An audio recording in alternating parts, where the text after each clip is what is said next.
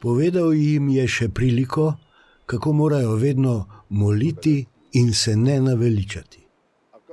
Rekel je: V nekem mestu je bil sodnik, ki se ni bal Boga in se ni menil za človeka.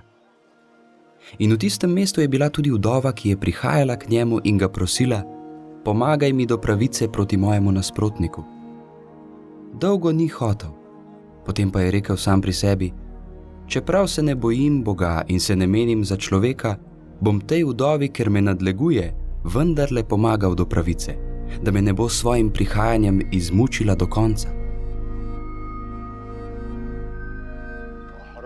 In Gospod je rekel: poslušajte, kaj pravi krivični sodnik. Mar Bog ne bo pomagal do pravice svojim izvoljenim, ki noč in dan vpijejo k njemu? Bo mar odlašal? Povem vam, hitro jim bo pomagal do pravice. Toda ali bo sin človekov, ko pride, našel vero na zemlji? Nekaterim, ki so zaupali vase, da so pravični in so zaničevali druge, je povedal tole priliko. Dva človeka sta šla v tempelj molit. Eden je bil farizej, drugi cestninar. Farizej se je postavil in pri sebi molil takole: Bog, zahvaljujem se ti, da nisem kakor drugi ljudje, grabežljivci, krivičniki, prešuštniki ali tudi kakor ta cestninar. Postim se 2-krat na teden in 10% dajem od vsega, kar dobim. Cestninar pa je stal daleč proč in še oči ni hotel vzdigniti proti nebu, ampak se je tolkel po prsih in govoril: Bog, bodi milostljiv meni grešniku. Povem vam, ta je šel opravičen domov, oni pa ne. Kajti vsak, kdor se povišuje, bo ponižan, in kdor se ponižuje, bo povišan.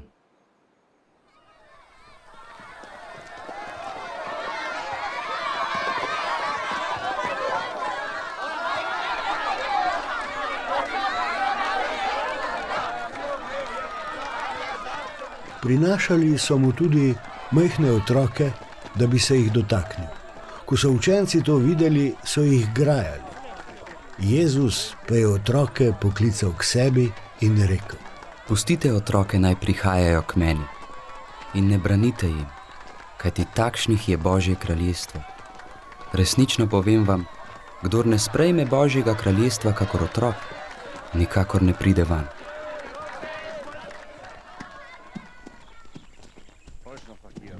Neki oblastnik ga je vprašal: Dobri učitelj, kaj naj storim, da bom deležen večnega življenja? Jezus mu je rekel: Kaj praviš, da sem dober? Nihče ni dober razen enega, Boga. Zapovedi poznaš: ne prešuštvuj, ne ubijaj, ne kradi, ne pričaj po krivem, spoštuj očeta in mater. On pa je rekel: Vse to sem izpolnjeval od mladosti. Ko je Jezus to slišal, mu je rekel: Še eno ti manjka. Prodaj vse, kar imaš, razdaj ubogim in imel boš zaklad v nebesih. Nato pridi in hodi za menoj. Ko pa je on to slišal, je postal zelo žalosten, kajti bil je silno bogat. Jezus je videl, da je postal zelo žalosten in je rekel: Kako težko pridejo tisti, ki imajo premoženje v Božje kraljestvo. Laže gre namreč kamela skozi šivankino uho, kakor bogataš pride v Božje kraljestvo. Tisti, ki so to slišali, so rekli: Kdo se potem more rešiti? Dejal je: Kar je nemogoče pri ljudeh, je mogoče pri Bogu. Peter je rekel: Glej, mi smo zapustili vse svoje in šli za teboj. On pa je dejal: Resnično povem vam, nikogar ni, ki bi zaradi Božjega kraljestva zapustil hišo ali ženo ali brate ali starše ali otroke in bi ne prejel v tem času veliko več, v prihodnjem veku pa večno življenje.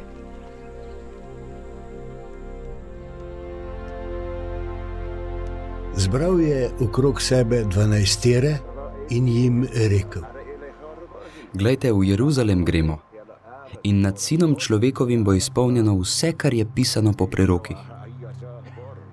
Izročen bo namreč poganom, ki ga bodo zasmehovali, z njim grdo ravnali, vanj pljuvali, ga bičali in umorili. In tretji dan bo vstal. Vendar oni niso doumeli nič od tega. Ta govor jim je ostal prikrit in niso razumeli, kar je govoril. Ko se je bližal Jerihi, je sedel ob poti neki slepi mož, ki je prosil ubogajbe. Slišal je množico, ki je šla mimo, in spraševal, kaj je to. Povedali so mu, da gre mimo Jezus Nazarečan. Zavpil je. Jezus, Davidov sin, usmili se me. Tisti, ki so hodili spredaj, so ga grajali, da je umolkne. On pa je še bolj vpil. Davidov sin, usmili se me. Jezus se je ustavil in ukazal, naj ga pripeljejo k njemu. Ko se mu je približal, ga je vprašal. Kaj hočeš, da ti storim? Dejal je, Gospod, da bi spregledal.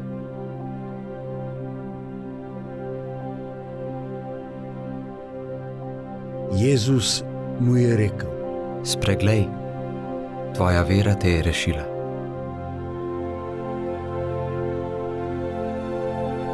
In pri priči je spregledal.